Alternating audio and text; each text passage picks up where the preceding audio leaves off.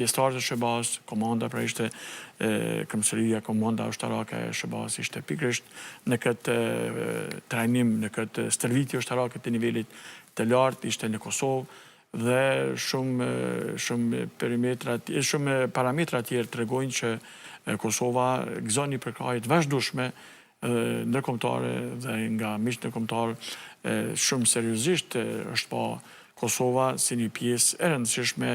për çfarë do të qoftë sfide që mund të përballemi ne dhe miqtë tanë, duke ditë faktin që në këtë zonë ballkonit në vazhdimsi ka pas ushtrim ndikimi dhe interesim të zgjerimit të ndikimit rus përmes Serbisë e kështu me radhë. Duke pas parasysh që Kosova vazhdimisht mundohet dhe i bën hapa të drejtë antarësimit në organizatat ndërkombëtare sa i përket edhe institucioneve të sigurisë, sa është i rëndësishëm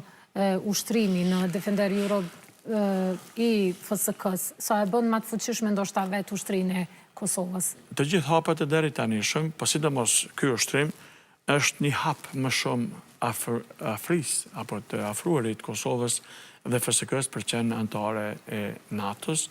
dhe një talme jo të largët, arsyeshëm mund presim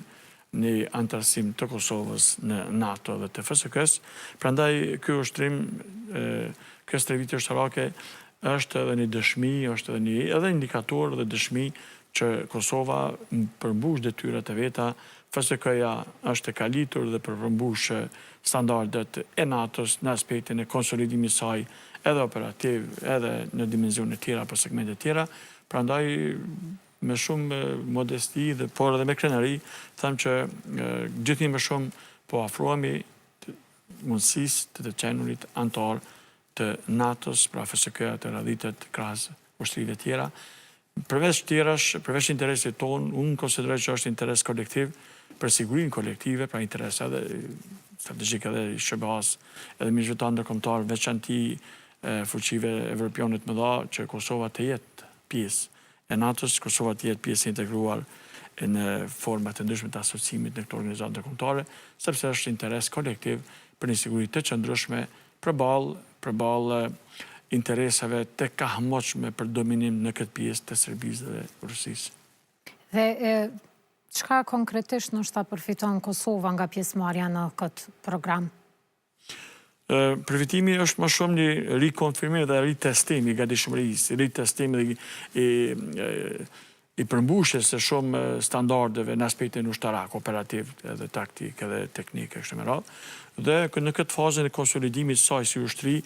pa më dyshë që kjo ngjarje e madhe ka me gjeneru siguri më të madhe dhe njëkohësisht afërsi më të madhe të Kosovës dhe FSK-s në NATO dhe edhe benefitet tjera të karakterit logjistik, domosdoshmërisht që do të jenë në vijim, pra në mujtë në vijim, në aspektin e konsolidimit të FSK-s, e cila dhe Kosova ka nevojë për ndihmë, për krahje edhe ushtarake, edhe në pajisje, edhe në shumë çka tjetër